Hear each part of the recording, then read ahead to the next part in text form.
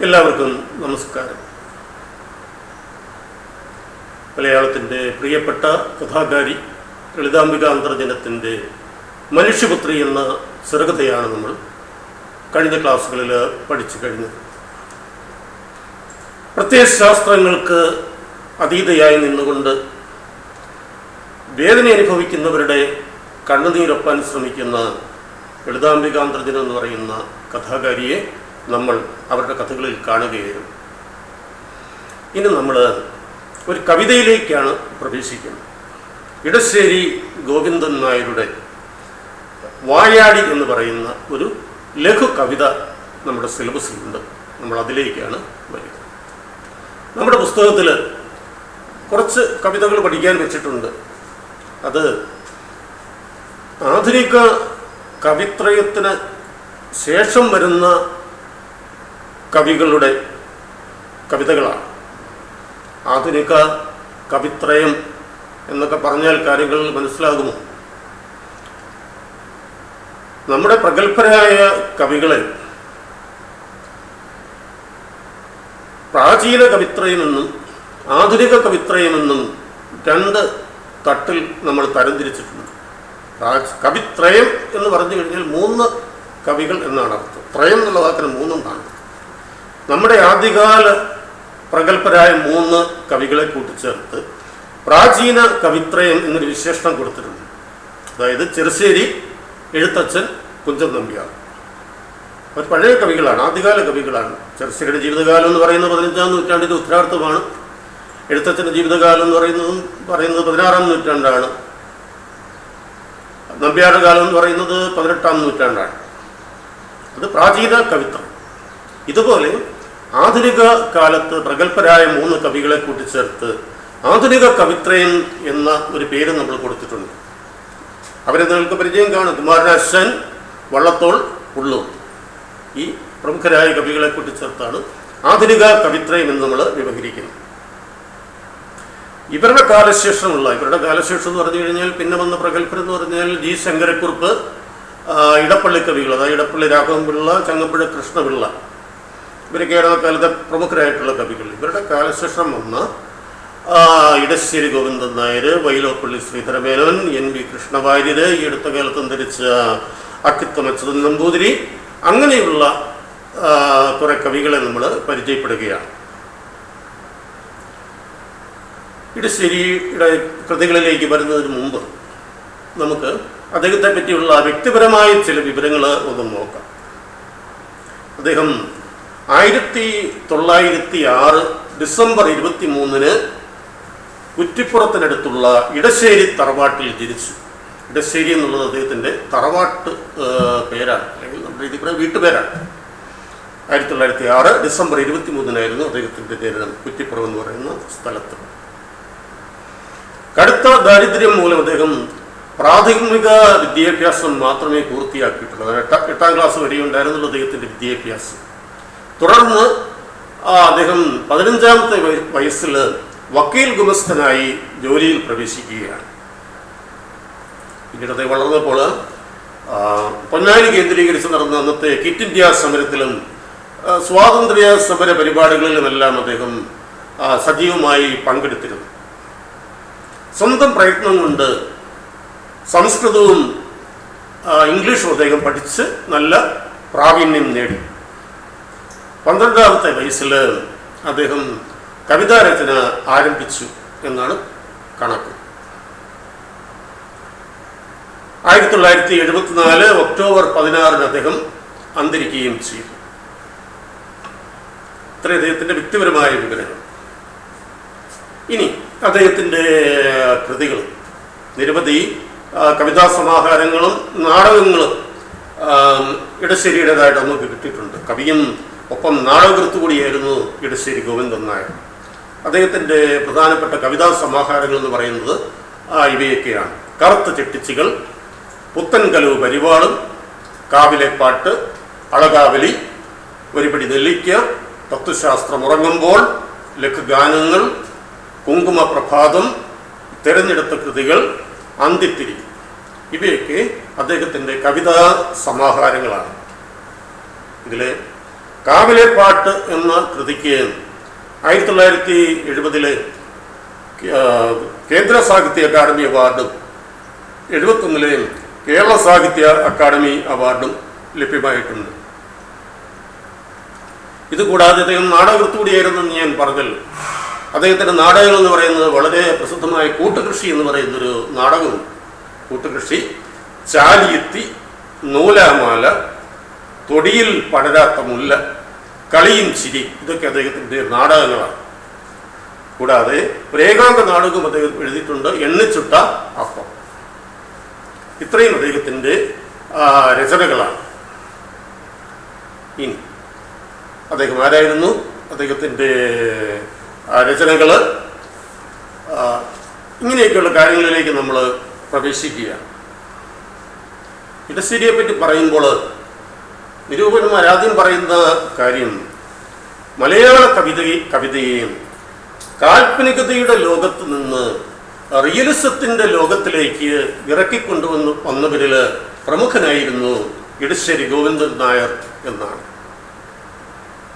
Edasseri, Vyloppilly, Akkitham, NV Krishna Warrier ഇവരൊക്കെ ഏതാണ്ട് സമാനമായ രീതിയിൽ കവിതയെ നോക്കിക്കണ്ടവരാണ്. അപ്പോൾ ഞാൻ പറഞ്ഞത് ഒന്നുകൂടെ ആവർത്തിക്കാം.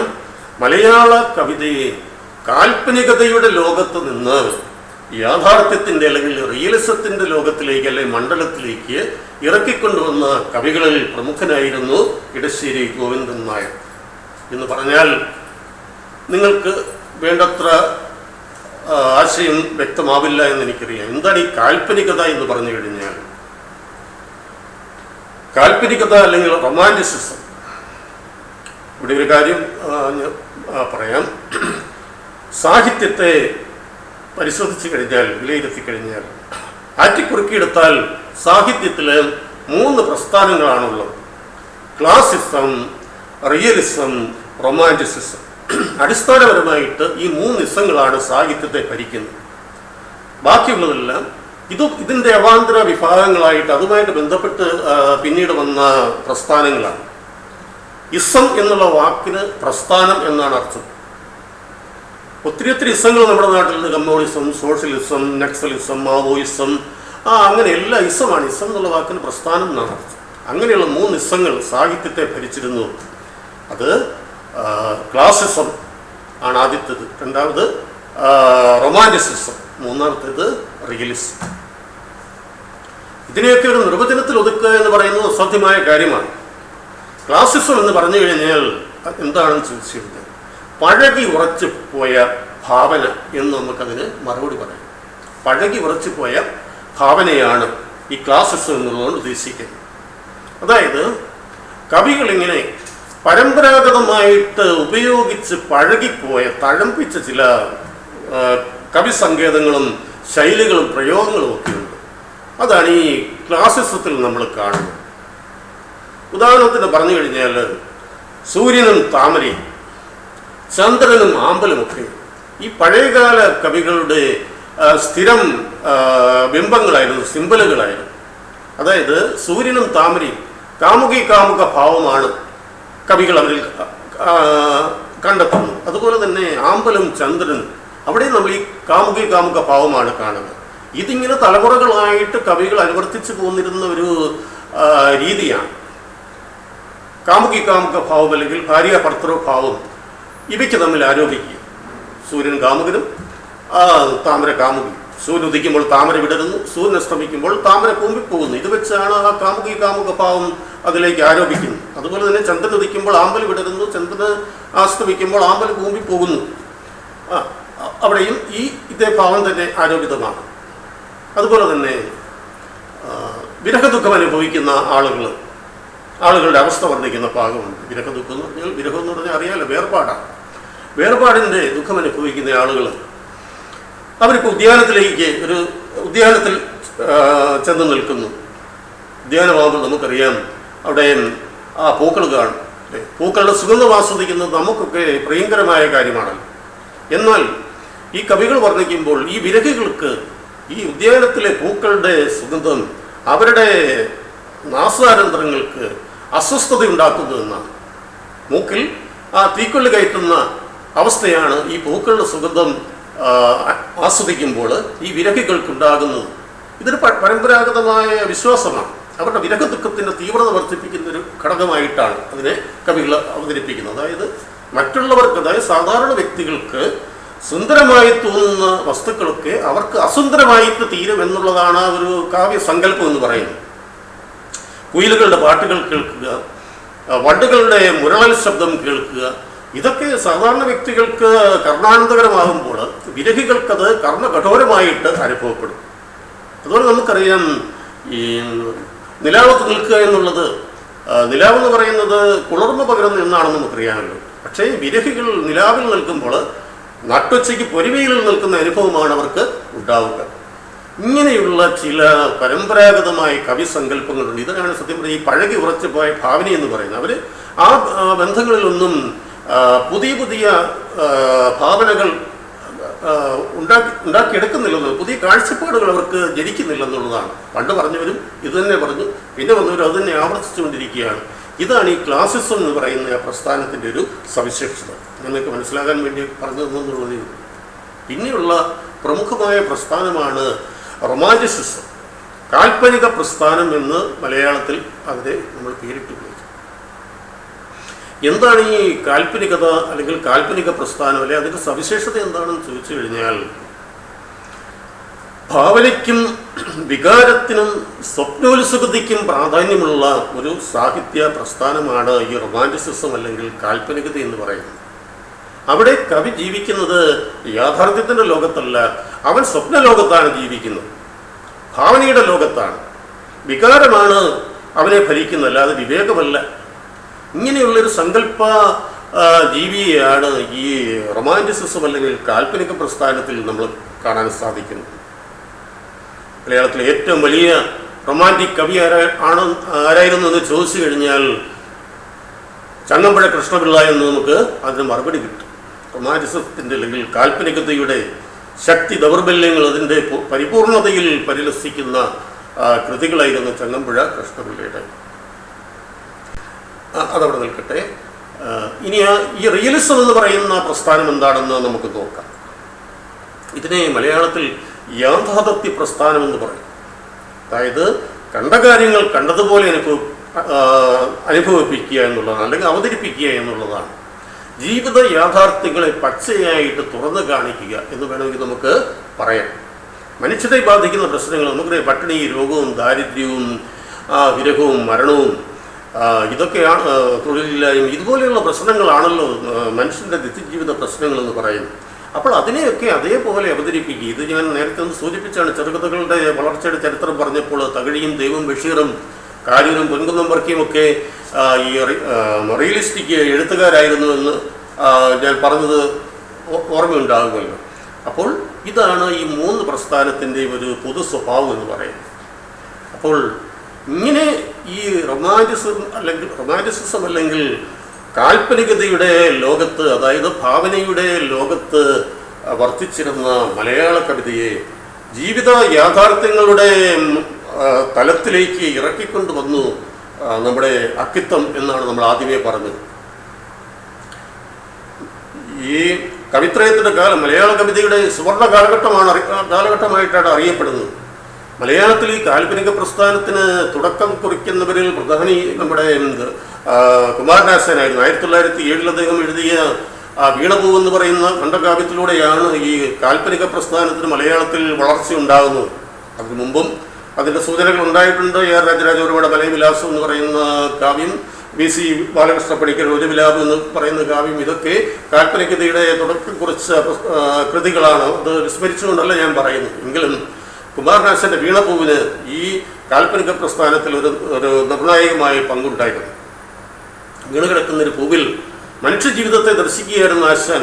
ഇങ്ങനെയുള്ള ഒരു ഭാവന ഒരു റൊമാൻറ്റിക് കവിയിൽ നിന്ന് ഉണ്ടാവുകയുള്ളൊരു ക്ലാസിക് കവിയിൽ നിന്ന് അത് ഉണ്ടാവില്ല. അതാണ് ഈ ക്ലാസിസവും റൊമാൻറ്റിസിസവും തമ്മിലുള്ള ഒരു മാറ്റം എന്ന് പറയുന്നു.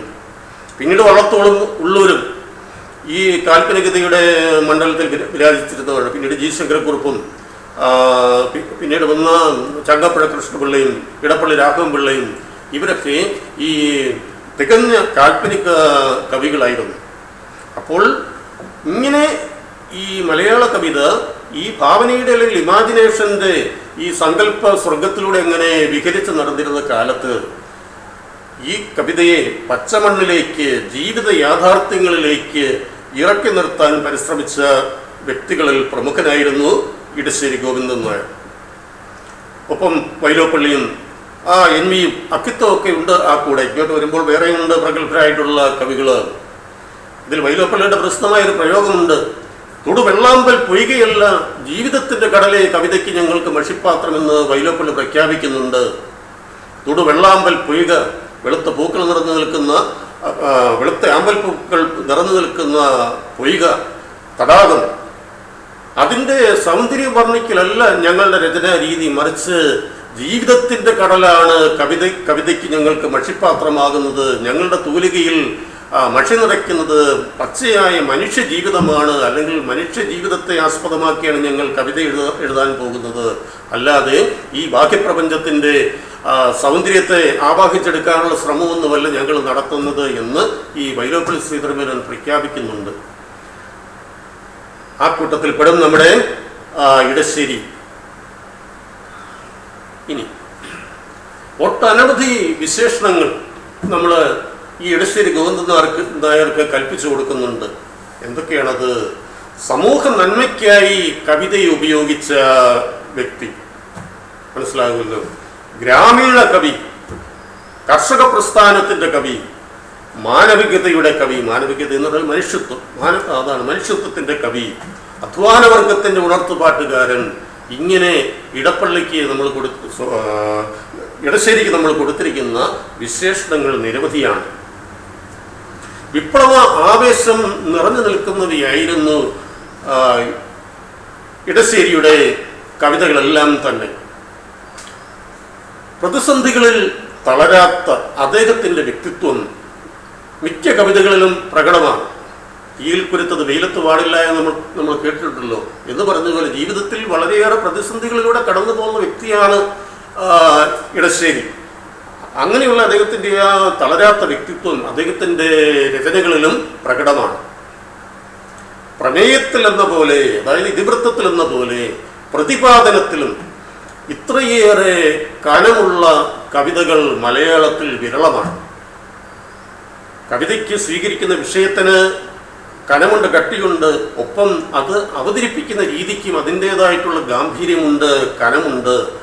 അതുകൊണ്ടാണ് നമ്മൾ മലയാളികൾ, ആസ്വാദകർ ഇടശ്ശേരിയെ ശക്തിയുടെ കവി എന്ന് വിശേഷിപ്പിക്കുന്നു. എപ്പോഴും ഇടശ്ശേരിയെ പറ്റി പറയുമ്പോൾ ആദ്യം പറയുന്നത് ശക്തിയുടെ കവി എന്നുള്ള വിശേഷണമാണ്. അത് അദ്ദേഹത്തിന് ലഭ്യമായത് ഈ ഒരു പശ്ചാത്തലത്തിലാണ്. കരുത്തുറ്റ പ്രമേയങ്ങൾ, കട്ടിയുള്ള പ്രമേയങ്ങൾ, ഒപ്പം അത് കനമുള്ള രീതിയിൽ തന്നെ അവതരിപ്പിക്കുക. ആ ഒരു മനോഭാവം അദ്ദേഹത്തിന് ഉണ്ടായിരുന്നുകൊണ്ടാണ് അദ്ദേഹത്തെ നമ്മൾ ശക്തിയുടെ കവി എന്ന് വിശേഷിപ്പിക്കുന്നത്. നാട്ടിൻപുറങ്ങളിലെ കൃഷിക്കാരുടെയും അതുപോലെ തന്നെ കർഷക തൊഴിലാളികളുടെയും ജീവിത യാഥാർത്ഥ്യങ്ങളെ നാടൻ ശീലകളിലൂടെ തൻ്റെ കവിതകളിലൂടെ അവതരിപ്പിക്കുകയായിരുന്നു ഇടശ്ശേരി ചെയ്തത്. അല്ലാതെ അതിനദ്ദേഹം വലിയ ആലങ്കാരിക ഭാഷകളൊന്നും ഉപയോഗിച്ചിരുന്നില്ല. നാട്ടിൻപുറത്തിൻ്റെ രീതിയിൽ നാട്ടിൻപുറത്തിൻ്റെ പ്രശ്നങ്ങൾ അവർ അവതരിപ്പിക്കുകയായിരുന്നു. അകൃത്രിമ സുന്ദരങ്ങളായിട്ടുള്ള ജീവിത ചിത്രങ്ങളെ അവതരിപ്പിക്കാനാണ് ഇടശ്ശേരി ശ്രമിച്ചത്. അല്ലാതെ അലങ്കാരങ്ങൾ കൊണ്ട് മനോഹരമാക്കി വെച്ചിരിക്കുന്ന, സുന്ദരമാക്കി വെച്ചിരിക്കുന്ന കാര്യങ്ങളിൽ നിന്ന് അവതരിപ്പിക്കാൻ അദ്ദേഹത്തിന് താല്പര്യമില്ലായിരുന്നു. ഒപ്പം താൻ ജീവിച്ചിരുന്ന കാലഘട്ടത്തിൻ്റെ ആവശ്യങ്ങൾ മനസ്സിലാക്കി കവിതയ്ക്ക് വിഷയം സ്വീകരിച്ച വ്യക്തിയായിരുന്നു അദ്ദേഹം. ഓരോ കവിയും ജീവിക്കുന്ന കാലഘട്ടമുണ്ടല്ലോ, നമുക്കറിയാം. ആ കാലഘട്ടത്തിന് അതിൻ്റേതായിട്ടുള്ള ആവശ്യങ്ങളുണ്ട്. ആ ആവശ്യങ്ങളെ മുൻനിർത്തിയാണ് തൻ്റെ കവിതകൾക്ക് അദ്ദേഹം പ്രമേയം സ്വീകരിച്ചിരുന്നത്. തൻ്റെ കവിതകളിലൂടെ സമൂഹ മനസ്സാക്ഷിയെ ഉണർത്താൻ അദ്ദേഹത്തിന് സാധിക്കുകയും ചെയ്തു. ചൂഷണരഹിതമായ ഒരു സാമൂഹിക വ്യവസ്ഥിതി ഇവിടെ ഉണ്ടാകണം എന്ന് ആഗ്രഹിച്ച, അതിനായി സ്വപ്നം കണ്ട വ്യക്തിയായിരുന്നു ഇടശ്ശേരി ഗോവിന്ദൻ നായർ. അദ്ദേഹത്തിൻ്റെ വളരെ പ്രശസ്തമായ ഒരു കവിതയുണ്ട്, പുത്തൻകലവും അരിവാളും എന്ന് പറയുന്ന ആ കവിത. അതിൻ്റെ ആശയം എന്താണെന്ന് ചോദിച്ചു കഴിഞ്ഞാൽ, നമ്മുടെ തലമുറയ്ക്ക് വിശ്വസിക്കാൻ കഴിയാത്ത ഒരു സംഭവമാണ് അതിനകത്ത് അവതരിപ്പിക്കുന്നത്. അതായത് വിള ജപ്തി എന്ന് പറയുന്ന ഒരു നടപടി. ജന്മി കുടിയാൻ ബന്ധം നിലനിർന്നിരുന്ന കാലമാണ് എന്ന് ഓർക്കണം. അങ്ങനെയുള്ള കാലത്ത് ജന്മിയുടെ പറമ്പ് പാട്ടത്തിനെടുത്ത് കൃഷി ചെയ്യുന്ന കർഷകൻ, അങ്ങനെ കർഷകൻ കൃഷി ചെയ്യുന്നു.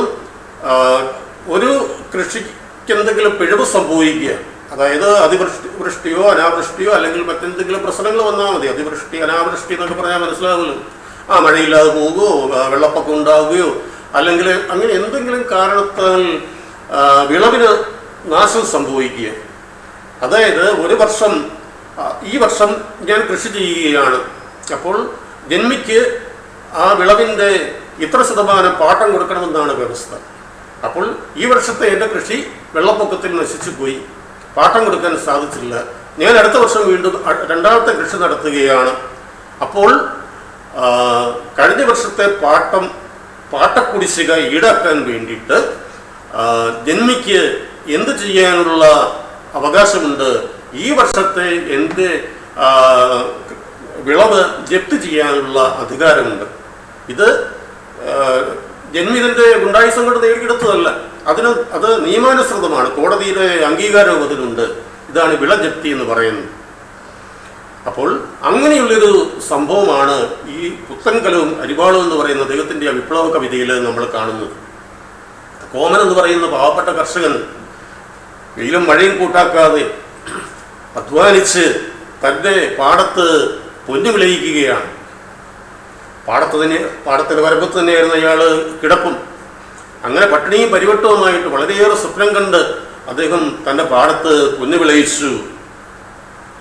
പക്ഷേ നെൽപ്പാടത്തിൽ നെല്ല് വിളഞ്ഞു. നെല്ല് വിളയുന്നതോടൊപ്പം തന്നെ കോമനും കോമൻ്റെ കുടുംബവും നിരവധി സ്വപ്നങ്ങളാണ് നെയ്ത് കൂട്ടുന്നത്.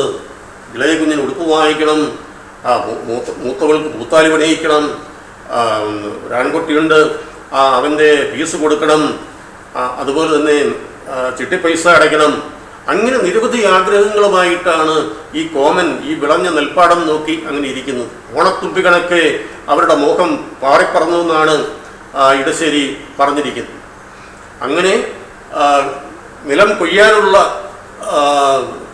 ദിവസം തീരുമാനിച്ച് കോമൻ്റെ പണിക്കാരും കൂടെ സന്തോഷത്തോടു കൂടി കൃഷി വിളവ് എടുക്കുന്നതിന് വേണ്ടിയിട്ട് കോമൻ്റെ പാടത്തേക്ക് പോവുകയാണ്. അവിടെ ചെന്ന് കഴിഞ്ഞപ്പോൾ കാണുന്ന കാഴ്ച എന്താണ്? കോടതി യാമീനും കുറെ പണിക്കാരും കൂടെ നിന്ന് കോമൻ്റെ നെല്ല് കൊയ്തെടുക്കുകയാണ്. കോമന് കാര്യം മനസ്സിലായി. കഴിഞ്ഞ വർഷത്തെ കുടിശ്ശിക കൊടുക്കാഞ്ഞിട്ട് ഉള്ള വിളജപ്തിയാണെന്ന് അദ്ദേഹത്തിന് മനസ്സിലായി. കോമനും പണിക്കാരും കോപം കൊണ്ട് വിറച്ചു. കൊയ്ത്തരിവാളുമായിട്ടാണല്ലോ അവർ നിൽക്കുന്നത്.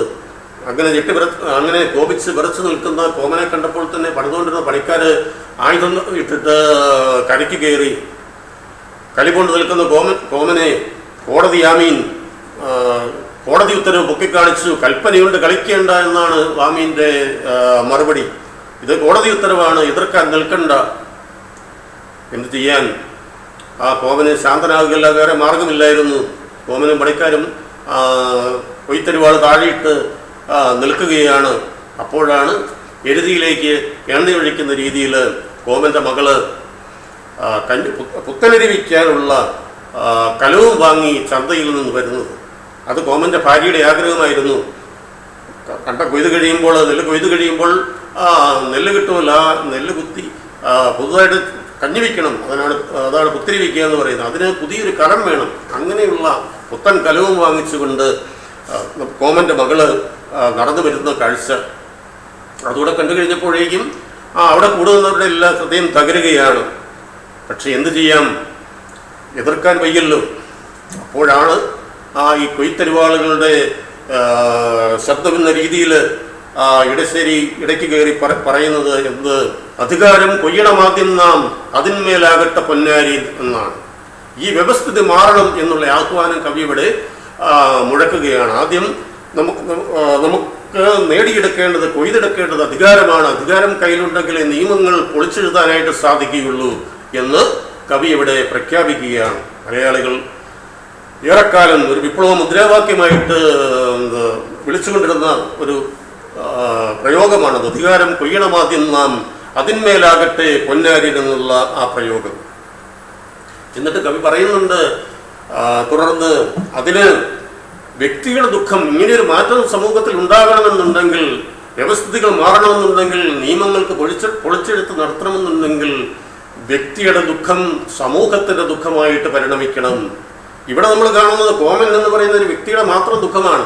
അതുകൊണ്ട് കാര്യമില്ല. ആ ദുഃഖം സമൂഹത്തിൽ എല്ലാവരുടെയും ദുഃഖമായിട്ട് മാറുമ്പോഴേ ഇവിടെ അധികാരമാറ്റം ഉണ്ടാവുകയുള്ളൂ, ഇവിടെ പൊളിച്ചെഴുത്തുകൾ ഉണ്ടാവുകയുള്ളൂ. അതുപോലെ പണിമുടക്കം എന്നുള്ള കവിതയിൽ അദ്ദേഹം ആഹ്വാനം ചെയ്യുന്നുണ്ട്, പറയുന്നുണ്ട്, കുഴിവെട്ടിമൂടുക വേദനകൾ, കുതികൊള്ളുക ശക്തിയിലേക്ക് നമ്മൾ എന്നാണ്. നമ്മുടെയൊക്കെ വ്യക്തിപരമായ വേദനകൾ, ദുരന്തങ്ങളെ നമ്മൾ കീഴ്പ്പെടുത്തിയിട്ട് ഭാവി ലക്ഷ്യമാക്കി ഉണർന്ന് പ്രവർത്തിക്കണമെന്നുള്ള ആഹ്വാനമാണ് ഇടശ്ശേരി അവിടെ നൽകുന്നത്. അതാണ് കുഴിവെട്ടി മൂടുക വേദനകളെല്ലാം കുഴിച്ചിടുക, എന്നിട്ട് കുതികൊള്ളുക ശക്തിയിലേക്ക് നമ്മൾ എന്നാണ് അദ്ദേഹം പാടുന്നത്.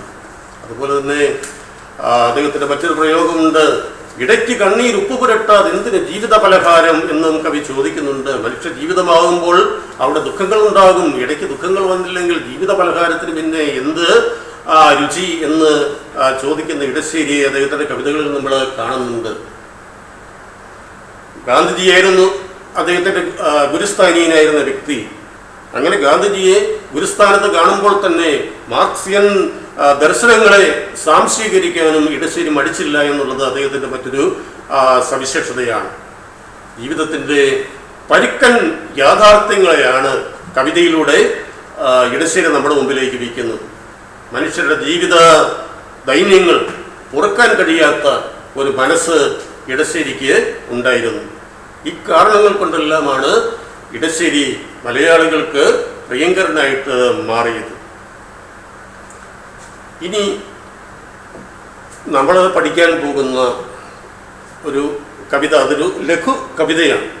വലിയ അർത്ഥഗാംഭീര്യമോ അർത്ഥതലങ്ങളോ ഒന്നും ഇല്ലാത്ത ഒരു ലഘു കവിത. അപ്പോൾ കുറേ കാര്യങ്ങൾ നമ്മൾ ഇടശ്ശേരിയെ പറ്റി പറഞ്ഞു. ഇനി നമുക്ക് പഠിക്കാൻ വെച്ചിരിക്കുന്ന ആ കവിതയിലേക്ക് പ്രവേശിക്കാം.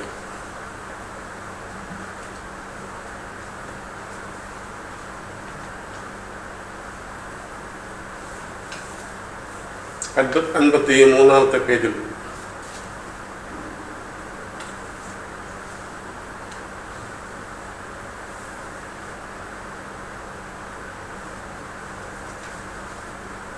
നോക്കാം. ആമുഖത്തിൽ കവിതയിലെ ചില കാര്യങ്ങൾ പറയുന്നുണ്ട്. മുറ്റത്തെ കൂറ്റൻ പിലാവിൻ്റെ ഇലകൾ ചെറുതായത് എന്തെന്ന് കൊച്ചുമകൾ ചോദിച്ചപ്പോൾ കവിക്ക് സമാധാനമുണ്ടായിരുന്നു, അതായത് മറുപടി ഉണ്ടായിരുന്നു, വയസ്സാകുമ്പോൾ അങ്ങനെയാകും. അടുത്ത നിമിഷം കവി സ്വന്തം കവിതയുടെ അവസ്ഥയിലേക്ക് ഉണർന്നു. മാഹാത്മ്യമുറ്റ കാവ്യം സൃഷ്ടിക്കാൻ പുറപ്പെട്ട കവിക്ക് കിട്ടിയത് കാമ്പറ്റ കുറച്ച് ഈരടികൾ മാത്രം. അച്ഛൻ്റെ കാവ്യങ്ങൾ ഇത്ര ചെറുതായത് എന്നെങ്ങാനും ആ വായാടി ചോദിച്ചാലോ എന്നോർത്ത് അയാളുടെ സമാധാനം നഷ്ടപ്പെടുകയാണ്.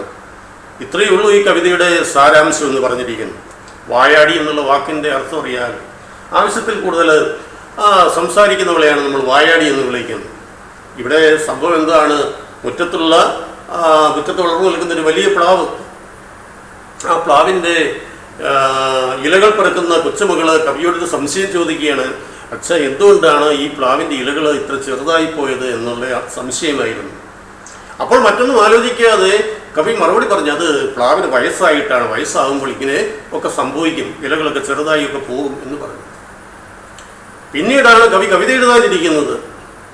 അപ്പോഴോ മാഹാത്മ്യമുറ്റ വലിയ മഹത്തരമായ ആഴവും പരപ്പുമുള്ളൊരു കവിത എഴുതാൻ വേണ്ടിയിട്ട് മെനക്കെട്ടിരുന്ന കവിയാണ്. പക്ഷെ അദ്ദേഹം എഴുതി വന്നപ്പോൾ കാമ്പറ്റ എന്ന് പറഞ്ഞു കഴിഞ്ഞാൽ സാരാംശമൊന്നുമില്ലാത്ത വ്യർത്ഥമായ ചില കവിതാ ശകലങ്ങളെ അദ്ദേഹത്തിന് എഴുതാൻ പറ്റിയുള്ളൂ. ഉദ്ദേശിച്ച രീതിയിൽ മഹത്തരമായ കാവ്യം രചിക്കാനൊന്നും അദ്ദേഹത്തിന് സാധിച്ചില്ല. അപ്പോൾ ഈ കൊച്ചുമകൾ വന്നപ്പോൾ അദ്ദേഹം താൻ കവിത എഴുതിക്കൊണ്ടിരുന്ന നോട്ട്ബുക്ക് മാറ്റിവെക്കുകയാണ്. കാരണം എന്താണ്? അച്ഛൻ്റെ കവിതകൾ എന്താ ഇങ്ങനെ ചെറുതായി പോയത് എന്നെങ്ങാനും ഈ കൊച്ചുമകൾ ചോദിച്ചെങ്കിൽ ഞാൻ എന്ത് സമാധാനം പറയും? അച്ഛന് പ്രായമായതുകൊണ്ടല്ലേ.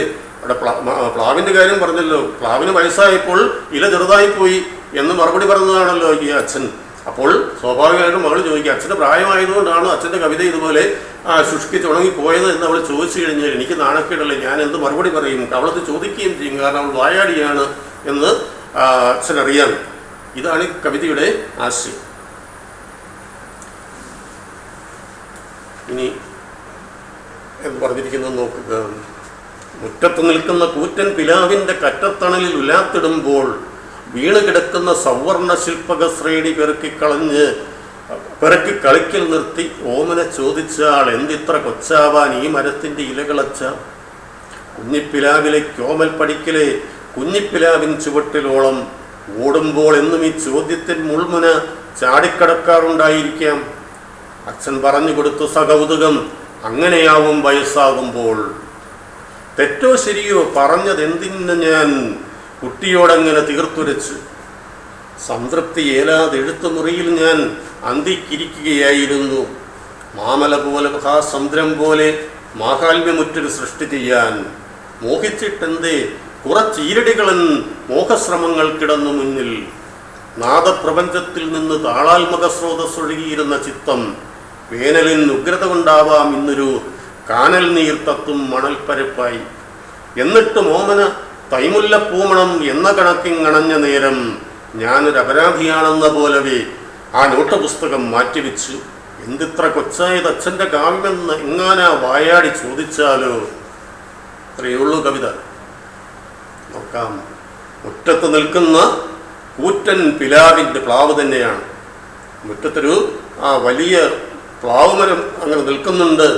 ആ പ്ലാവിൻ്റെ കറ്റത്തണലിൽ ഉലാത്തുകയാണ് കവി. ഇലക്കൊഴുപ്പുള്ള പ്ലാവാണ്, അതുകൊണ്ട് തന്നെയാണ് അതിൻ്റെ കറ്റത്തണൽ എന്ന് പറയുന്നത്. നല്ല കട്ടിയുള്ള തണലാണ്. അത് തണലിലൂടെ മാവിൻ്റെ തണലിൽ ഈ പ്ലാവിൻ്റെ തണലിലൂടെ കവി ഉലാത്തുകയാണ്. വീണ് കിടക്കുന്ന സവർണ ശില്പക ശ്രേണി പെറുക്കി കളിക്കൽ നിർത്തി ഓമന ചോദിച്ചാൾ. ചോദിച്ചാൾ എന്ന് പറഞ്ഞാൽ അവൾ ചോദിച്ചു എന്നാണ് കവിതയിലെ ഒരു പ്രയോഗമാണ്. മുറ്റത്ത് വീണ് കിടക്കുന്ന സവർണ ശില്പക ശ്രേണി എന്ന് പറഞ്ഞാൽ സ്വർണ്ണവർണ്ണത്തിലുള്ള കളിക്കോപ്പുകളുടെ ആ കൂട്ടം എന്താണ് ഉദ്ദേശിക്കുന്നത്? ഇവിടെ എന്താണ്? പഴുത്ത പ്ലാവിലെ കൂട്ടങ്ങളെയാണ് കവി ഉദ്ദേശിക്കുന്നത്. പഴുത്ത പ്ലാവിലേക്ക് സ്വർണ്ണ നിറമാണെന്ന് നമുക്കറിയാം. അങ്ങനെ സ്വർണ്ണ നിറത്തിൽ പ്ലാവിൻ്റെ ചുവട്ടിൽ വീണ് കിടക്കുന്ന പ്ലാവിലകൾ പെറുക്കിയെടുക്കുകയായിരുന്ന ആ കൊച്ചുമകള് ആ ജോലി നിർത്തിയിട്ട് ചോദിച്ചു, എന്തിത്ര കൊച്ചാവാൻ ഈ മരത്തിൻ്റെ ഇലകളച്ച? എന്തുകൊണ്ടാണ് ഈ പ്ലാവിൻ്റെ ഇലകൾ ഇങ്ങനെ ചെറുതായി പോയത് എന്നായിരുന്നു ആ കുഞ്ഞു മനസ്സിൻ്റെ ചോദ്യം. കാര്യങ്ങൾ മനസ്സിലായല്ലോ. മുറ്റത്ത് നിൽക്കുന്ന പ്ലാവിൻ്റെ തണലിലൂടെ കവി അങ്ങോട്ടും ഇങ്ങോട്ടും നടക്കുമ്പോൾ അല്ലെങ്കിൽ ഉലാത്തുമ്പോൾ പ്ലാവില പറക്കി കളിച്ചുകൊണ്ടിരുന്ന കൊച്ചുമകൾ അച്ഛനോട് ചോദിക്കുകയാണ്, അച്ഛാ എന്തുകൊണ്ടാണ് ഈ വൻമരത്തിൻ്റെ ഇലകൾ ഇതുപോലെ ചെറുതായി തീർന്നത് എന്ന്. കുഞ്ഞിപ്പിലാവിലെ കോമൽ പടിക്കലെ കുഞ്ഞിപ്പിലാവിൻ ചുവട്ടിലോളം ഓടുമ്പോൾ എന്നും ഈ ചോദ്യത്തിന് മുൾമുന ചാടിക്കടക്കാറുണ്ടായിരിക്കാം. അതെ, ഈ സംശയം ഈ കുഞ്ഞിന് ഇപ്പോൾ തോന്നിയതല്ല, ഇതിനു മുമ്പ് തോന്നിയിട്ടുണ്ടാകാം എന്നാണ് കവി പറയുന്നത്. കുഞ്ഞു പ്ലാവിലേക്ക് വേണ്ടിയിട്ട് പടിക്കൽ നിൽക്കുന്ന പ്ലാവിൻ്റെ ചുവട്ടിലേക്ക് ഓടുമ്പോഴൊക്കെ ഈ ചോദ്യം ആ കുഞ്ഞിൻ്റെ മനസ്സിൽ ഉയർന്നു വന്നിരിക്കാമെന്നാണ്. അതാണ് കുഞ്ഞിപ്പിലാവിലെ കോമൽ പടിക്കലെ കുഞ്ഞിപ്പിലാവിൻ ചുവട്ടിലോളം ഓടുമ്പോൾ എന്നും ഈ ചോദ്യത്തിന് മുൾമുന ചാടിക്കടക്കാറുണ്ടായിരിക്കാം എന്ന് പറഞ്ഞിരിക്കുന്നത്. കാരണം വീടിൻ്റെ ഗേറ്റിൻ്റെ അവിടെ നിൽക്കുന്നത് ചെറിയ പ്ലാവാണ്, അതിൻ്റെ ഇലകൾക്ക് വലിപ്പമുണ്ട്. ഇവിടെ നിൽക്കുന്നത് വലിയ പ്ലാവ്, അതിൻ്റെ ഇലകൾ ചെറുതായിട്ട് നിൽക്കുന്നു. അപ്പോൾ ന്യായമായിട്ട് ഈ കുഞ്ഞു മനസ്സിൽ ഇങ്ങനെയൊരു സംശയം വരാം. അച്ഛൻ പറഞ്ഞു കൊടുത്തു സകൗതുകം, താല്പര്യപൂർവ്വം തന്നെ വല്യച്ഛൻ പറഞ്ഞു കൊടുക്കുകയാണ്. അങ്ങനെയാവും വയസ്സാകുമ്പോൾ, അത് പ്രായമാകുമ്പോൾ അങ്ങനെയൊക്കെ സംഭവിക്കും. അടിയിലൊന്ന് വരച്ച് കേട്ടു. പ്ലാവിന് പ്രായമായി, അതുകൊണ്ട് അതിൻ്റെ ഇല ചെറുതായിപ്പോയി. പ്രായമാകുമ്പോൾ ഇങ്ങനെയൊക്കെ സംഭവിക്കും.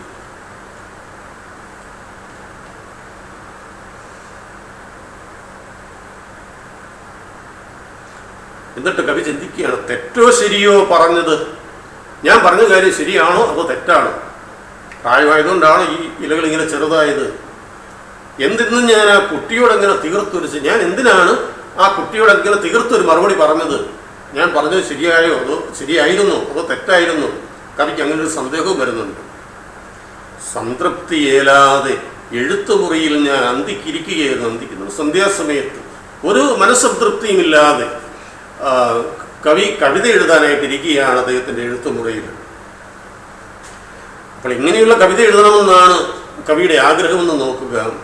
മാമല പോലെ, മഹാസമുദ്രം പോലെ, മാകാത്മ്യമുറ്റ ഒരു സൃഷ്ടി ചെയ്യാൻ മോഹിച്ചു. വലിയ പർവ്വതം പോലെ, മഹാസമുദ്രം പോലെ, മഹത്തരമായ അല്ലെങ്കിൽ മാഹാത്മ്യമുള്ള ഒരു സൃഷ്ടി നടത്താനാണ് കവി ആഗ്രഹിച്ചത്. പർവ്വതം പോലെ ഉയരമുള്ള, സമുദ്രം പോലെ ആഴമുള്ള, അങ്ങനെ ആഴവും പരപ്പുമുള്ള, അർത്ഥഗാംഭീര്യമുള്ള വിസ്തൃതമായ ഒരു മഹാകാവ്യം എഴുതാൻ തയ്യാറായി കവി തൻ്റെ എഴുത്തുമുറിയിലിരുന്നു. പക്ഷെ സംഭവിച്ചത് എന്താണ്?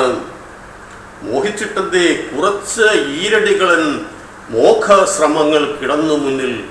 ഏതാനും ഈരടികൾ മാത്രമാണ് കവിക്ക് എഴുതാനായിട്ട് സാധിച്ചത്. മോഹശ്രമങ്ങൾ എന്ന് പറഞ്ഞാൽ വ്യർത്ഥമായ ശ്രമങ്ങൾ എന്ന രീതിയിൽ ചില ഈരടികൾ മാത്രം അദ്ദേഹം കുറിച്ചു.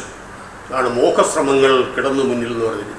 മഹത്തരമായ ആഴവും പരപ്പുമേറിയ ഒരു കാവ്യം രചിക്കാൻ വേണ്ടിയിട്ടാണ് കവി തയ്യാറായത്. പക്ഷേ എഴുതി വന്നപ്പോൾ അർത്ഥശൂന്യമായ ചില ഈരടികൾ മാത്രം കുറിക്കാനേ അദ്ദേഹത്തിന് സാധിച്ചുള്ളൂ. അതാ പറഞ്ഞിരിക്കുന്ന മോഹശ്രമങ്ങൾ, വ്യർത്ഥമായ ശ്രമങ്ങളായിട്ട് ചില ഈരടികൾ മാത്രം അവിടെ കുറിക്കപ്പെട്ടു.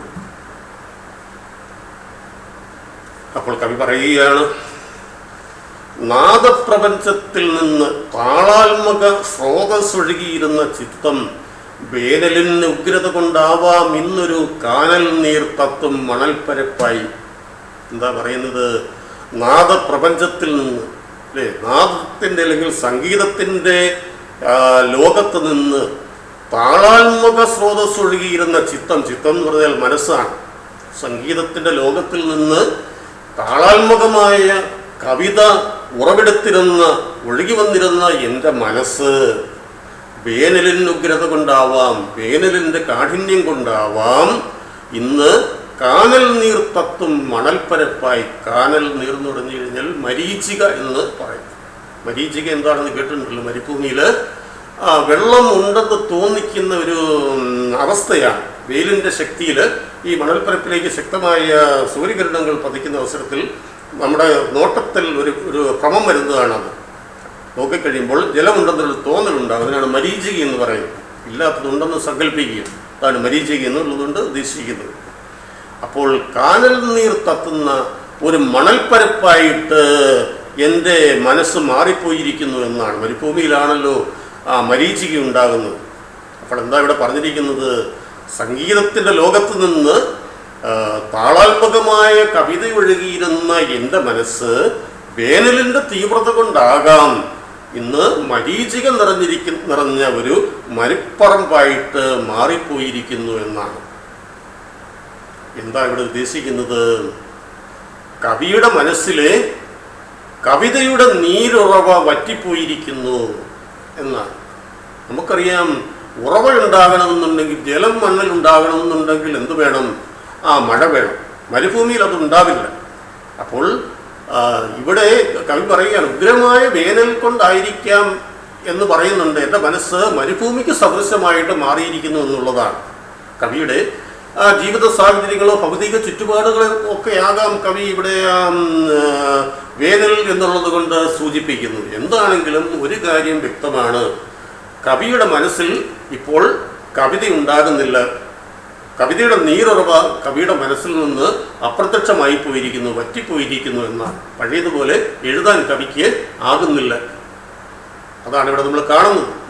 മഹത്തരമായ മാമല പോലെ, മഹാസമുദ്രം പോലെയുള്ള കവിത എഴുതാനായിട്ട് ഇറങ്ങിത്തിരിച്ച വ്യക്തിയാണ് ഇടശ്ശേരി. എന്നിട്ടോ നിരർത്ഥകമായ അർത്ഥശൂന്യമായ ചില ഈരടികൾ മാത്രം കുറിക്കാനേ അദ്ദേഹത്തിന് സാധിച്ചുള്ളൂ.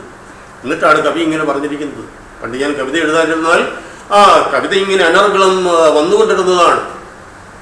പക്ഷേ ഇപ്പോൾ ഒന്നും ഇങ്ങോട്ട് വരുന്നില്ല. അതാണ് നാദപ്രപഞ്ചത്തിൽ നിന്ന് താളാത്മക സ്രോതസ്സൊഴുകിയിരുന്ന ചിത്തം വേനലിന് ഉഗ്രത കൊണ്ടാവാം എന്നൊരു കാനൽ നീർ തത്തും മരിപ്പറമ്പായി എന്ന് പറഞ്ഞിരിക്കുന്നതാണ് ഉദ്ദേശിക്കുന്നത്.